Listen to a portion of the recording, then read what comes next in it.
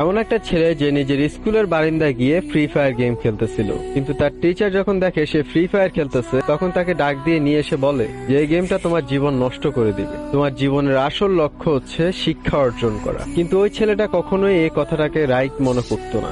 Even সে তার টিচারে অবাধ্য হয়ে প্রতিদিন গেম খেলতো।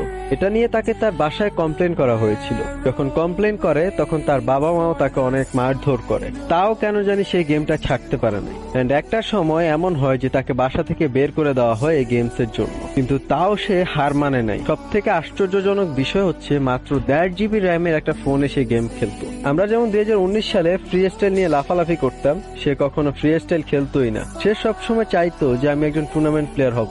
আসলে সফলতা কখনো বলে আসে না, ঠিক তেমনই ওই ছেলেটাই আজকে 2025 সালে এসে 20 মিলিয়ন সাবস্ক্রাইবারের অধিকারী হয়েছে। শুধু তাই না, তাকে গেরিনা থেকে স্পেশালি অ্যাওয়ার্ড দেওয়া হয়েছে এন্ড তার প্রতি মাসের ইনকাম 30 লাখ টাকারও বেশি। আর এই কথাটা যখন তার টিচার শুনে তখন সবার আগে